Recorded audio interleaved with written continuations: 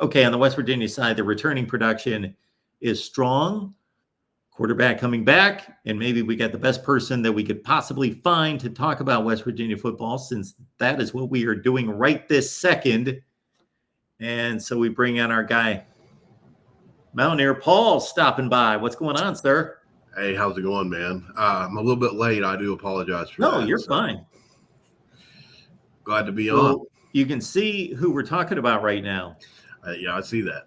So I was asked about the West Virginia from our buddy Joey Foster in regards to a prediction for this season. Yeah. And I have been talking up this Penn State matchup, Mountaineer Paul, for a couple of weeks now, because I think most people across the nation just kind of discard it. Penn State's a top 10 team. They'll probably go 10-2. This is a win. They beat them by 3 scores last year. That's that. I don't see it like that at all. And I'll give you my quick argument, and then we'll take the experts' take from you. Is number one, obviously, we're changing sites. We're changing venues from one of the toughest places to play in Happy Valley to another difficult place to play in Morgantown. So you flip the home road. I know that the players don't have the investment of the old-time rivalry of Penn State and West Virginia, but certainly West Virginia fans have to be stoked for this game because they used to play Penn State every year. There's a lot of, I don't want to call it bad blood like in reality, but football bad blood. This is a school that is obviously a nationally renowned football program, and Penn State and West Virginia used to get together every year, and it was a legit rivalry. I also see all the returning production coming back for West Virginia. Garrett Green at quarterback. I think Penn State's going to be tremendous on defense, but they were like lights out on defense last year, and last year's game was closer than the final score would indicate. So I see I think Penn State's decidedly a better team, but I see an upset opportunity here. Yeah, so I have questions about Penn State in a couple key areas. Number one, they lost a ton off the offensive line. And I think that's one of their – if you're looking for weaknesses on the Penn State football team, there aren't many. But there are two key areas, I think, that I've noticed where West Virginia does have an advantage, and that is our defensive line versus their offensive line. They were replacing the entire middle of that offense, plus one of the best tackles in the country, in Pashanu, or however you say his last name. Yep. Pashanu was a first-round pick that's gone. And although they have high-end players to plug in, as you know, it doesn't matter really. In game one, there's going to be growing pains, and that's the best time for any defensive line to feast on a brand-new offensive line.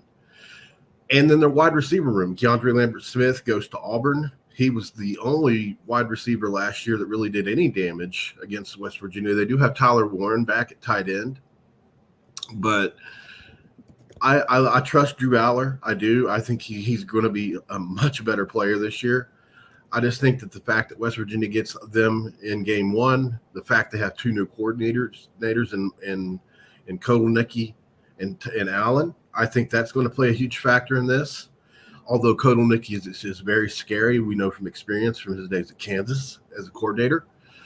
And I think there are going to be opportunities for West Virginia to be in this game because of those what I consider to be pretty big deals. So as far as West Virginia goes, 93% of its offensive production is back off the number one Power 4 rushing team in the country.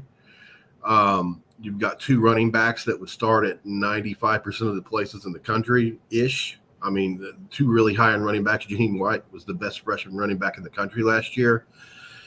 He led the nation in yards per carry. He only played in 7 games. He's a true home run hitter. We continually hear about the amazement from people around him. And then the offensive line probably be one of the two best that Penn State plays this year still. So even replacing Zach Frazier and Doug Nestor, they return, 7 of the highest returning offensive linemen we've had probably in 3 or 4 years all come back this year. We've got 7 guys with several hundred snaps under their belt and starts. Every guy on this offensive line has started at another position at another point in time. And so at center, we've got a guy that started left tackle as a true freshman. At right guard, we've got a guy that started multiple games through injury and whatever you want to call it, Quay Hubbard. And so the offensive line is truly going to be, we've heard multiple people say it's going to be as good as last year, and they led Power 4 in rushing. We feel good about that. On the left side, obviously, Wyatt Milam is in consideration for the best left tackle in America. Obviously, there are guys that are in that conversation that may be a step ahead of him, but he's certainly a first-round pick. And then on defense, the front seven, the entire front seven is back for West Virginia. And so the only real question mark with West Virginia is, how is this wide receiver room going to play out? They've got 5 pass catchers back from last year that most people, they were really young. 3 of them were freshmen, Hudson Clement, Traylon Ray, and Rodney Gallagher. And so they all played a role last year in their own way. How are they going to develop in another year? Traylon Ray looks to be a number 1 receiver. And then you bring in Bray, who was the second leading receiver from Oklahoma State. And then Justin Robinson, who was a 6'4", 220-pound player from Mississippi State. And we feel really confident that both of those guys are going to play key roles. We got the number 1 JUCO tight end in the country to come in Genross. And he has wowed people in practice. But he won't overtake Cole Taylor, our 6'7", 250-pound LSU transfer from last year, who caught right around 50 balls and 4 touchdowns as a tight end, which is really good. We're happy with that. He's definitely not going to be supplanted easy. And then don't forget about Garrett Green, one of the most underrated players in college football. Led the nation in big-time throw rate last year with 30. He had 31 big-time throws. He led the nation under the 2-minute drill. According to Pro Football Focus, Max over at Pro Football Focus had him on my show. I had him look it up. Garrett Green led the country under 2 minutes last year. And so Garrett has to fix what he had to fix, which is the intermediate throws and the completion percentage. But he's a big game hunter, and he throws it deep as well or better than anybody in the country by the numbers. And we have an offense that can pound it. And so our formula last year was lead the Power 4 in rushing and let Garrett go deep.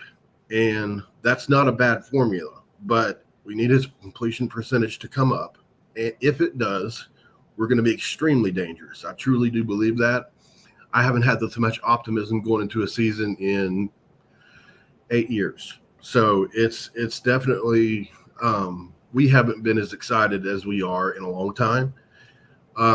Certainly it's not all sunshine and rainbows, Mark, but I do think that we have more than a puncher's chance in week 1 against Penn State.